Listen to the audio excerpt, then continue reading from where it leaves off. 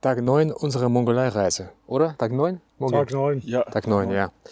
Wir sind an der schönen Chulutgol-Schlucht, wo wir gestern gewandert sind. Richtig wunderschöne Gegend. Ja, es geht weiter. Die Reise ist fast rum. 9. Tag. Dann gibt es noch morgen und dann Abflug. Wie geht es euch? Gut, also die Hütte war sehr angenehm zum Schlafen. In der Nacht war sehr warm. Also ich habe sehr gut geschlafen. Also heute fahren wir die Richtung immer nach Osten.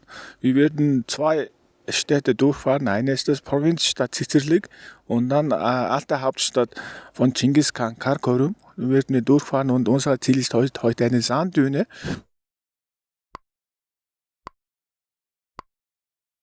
Wir waren in diese Sanddüne einmal, aber wir waren der nördliche Teil auf dem Berg gewesen, aber wir werden heute den südlichen Teil aufenthalten. Ja, das bedeutet für mich nichts anderes, als nach den gestrigen Schluchtstrapazen, Dünenstrapazen zu erleben. Ich hoffe nicht, dass ich vom Winde verweht werde oder von der Düne zugeschüttet werde. Insofern sicherlich wieder ein tolles Unterfangen, was Mogi uns heute bieten wird.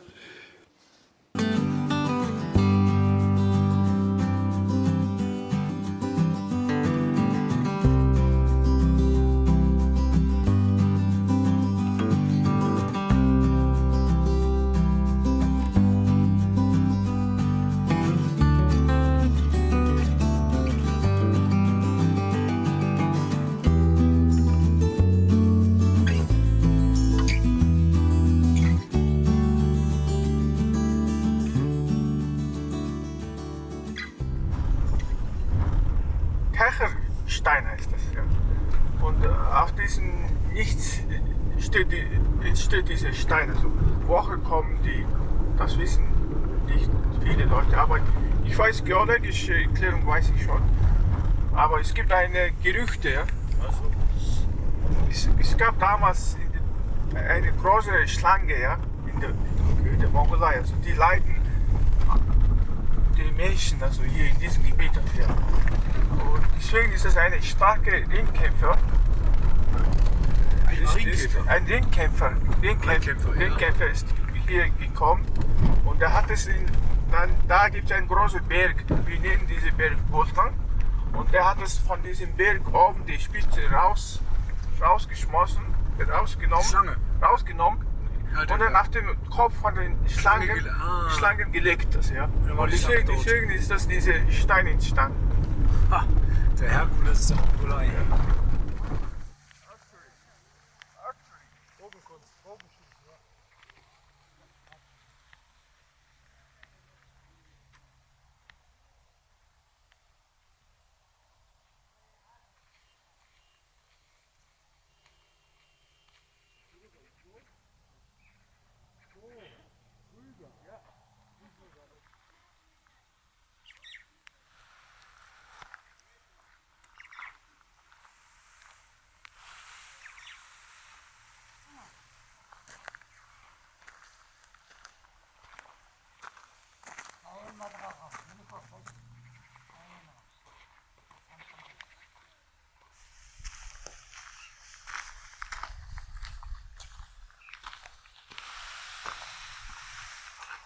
Steht da alles drauf? Oh, ich war hier. Wir waren hier. Aber das ist der alte. Sagen wir dann Peter und Alex und Mogi.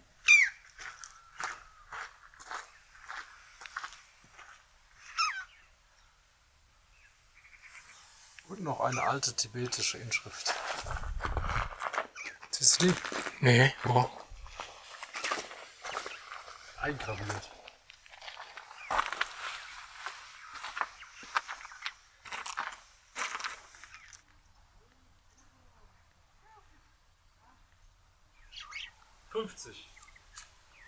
Nicht so viel wert, ne? 50 ist kein Wert.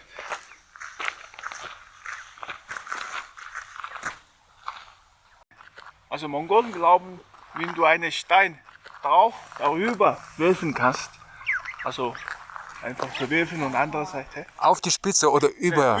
Darüber, andere Seite. Das bringt Glücksschwer. Ja.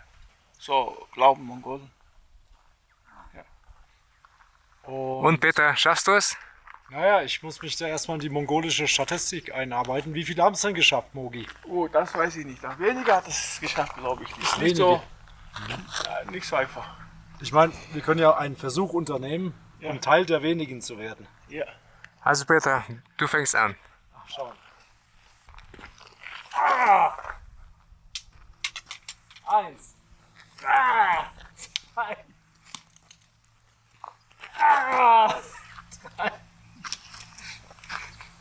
Also ich bin jetzt glücklos. Bin ich jetzt glücklos, Mogi? Nein, nicht unbedingt. Nicht unbedingt. Ja. Vielleicht Es bringt kein Pech, kein Pech. Ja. aber kein Glück. Kein Glück. Ja. Das ist ganz normal. Du Mogi. Ich schaff's nicht, das wirklich. Andererseits gibt es noch Leute, also ich habe ein bisschen Angst, dass ich darüber noch die Leute drauf steinen. Komm her. Sag's uns.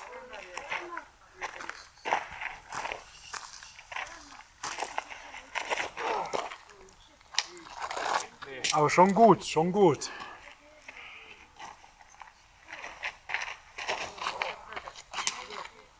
Schon gut. Die Taube, schieß mal die Taube ab.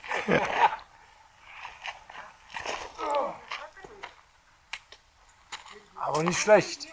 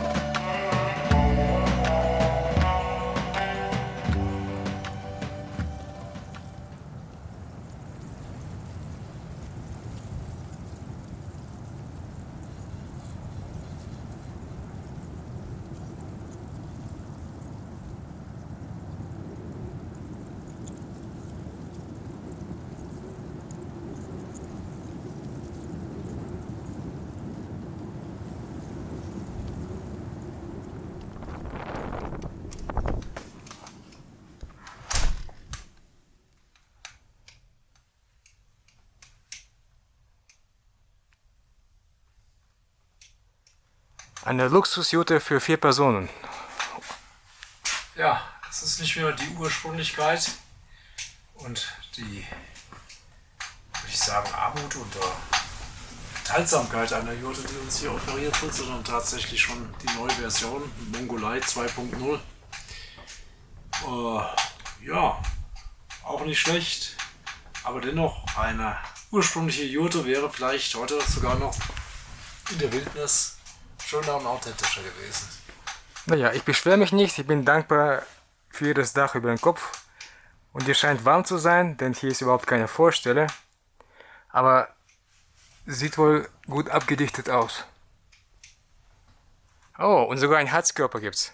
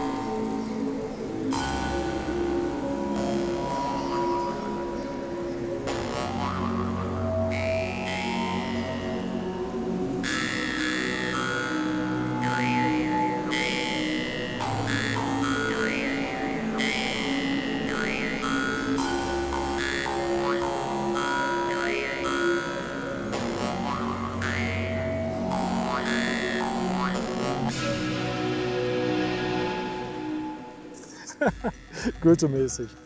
Aufnahme läuft. Sand und Gestein. Wo goldener Sand im heißen Winde weht und Stolpe sanft im fahlen Sonnenschein. Nein, ich glaube, das wird heute eine schwierigere Sache. Egal, wir haben Zeit. Also nochmal.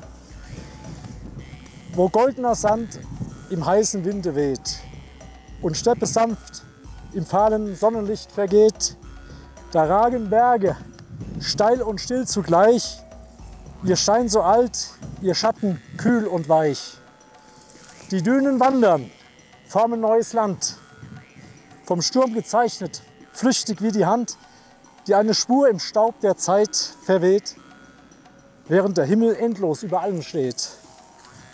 Badran glüht rot im Abendbrand, der Horizont im Dunst verschwimmt, verbrannt, und Stille knüpft ein ewiges Gedicht aus Sand und Stein und flimmernd Licht.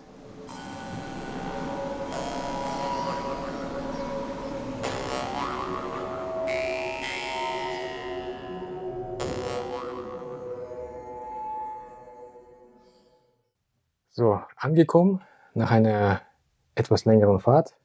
Eine richtig coole, windige Wanderung auf den Mongol Els Sanddünen. Und dann nach einem sehr guten Abendessen mit vielen Gästen aus dem Land der morgendlichen Frühe, aus Korea. Ja, wir sind jetzt in der neuen, richtig coolen, modernen Jute. Ja, ein paar Schlussworte für den heutigen Tag. Wir waren ja heute Vormittag an einem einzelstehenden Fels. Laut Mogi, laut einer Legende, soll dieses Feld dorthin durch einen Helden hingebracht werden. Er hat quasi mit diesem Feld eine Schlange getötet und zugedeckt. Und meine Theorie, woher eigentlich diese Sanddünen kommen, ist, dass derselbe Held Sand aus seiner Hosentasche ein bisschen verstreut hat. Und so entstand diese Sanddüne. Was meinst du, Mogi? Nein, das ist total Quatsch. Natürlich. Sanddüne also entsteht in anderer Weise. Also ihr wisst schon das, ja. Also da hinten sollte hintere Stelle ein so hoher Berg stehen und zwischendurch entsteht ganze Streichen von Sanddünen. Also ihr könnt da zu Hause auch einen Physiktest machen. Also ja, machst du irgendwas? Ich stelle so. Ja, Mogi ist gut. Ich weiß schon, dass es kein mongolischer Held war, es war nur Spaß. Ja, also in 80 Kilometer lang und 6 Kilometer, manche Stelle 10 Kilometer breite Sanddüne haben wir heute eine Wanderung gemacht. Und dann haben wir oben noch einen Berg gewandert. Von Berg aus haben wir ganze Sanddünen geschaut und da im Osten hatten wir auch diese Batran-Berg gesehen. Also, ja. Batran heißt das. Nicht Budran. Nein, Batran. Ja. Enkelsohn von Genghis Khan genannt. Also der hat in Russland diese goldene Horde hat es damals der König gewesen.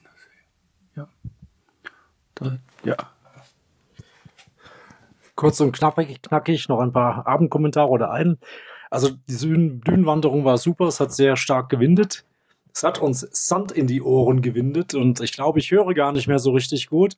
ist auch gut so bei den 50 Koreanern. Ja, dann kann ich sicherlich besser schlafen. Und Mogi, wenn du bei uns heute Nacht in der Jurte schlafen solltest, hilft Sand in den Ohren für uns auch, besser einzuschlafen. Okay. Also in dem Sinne, einen wunderschönen guten Abend und zurück an Alex.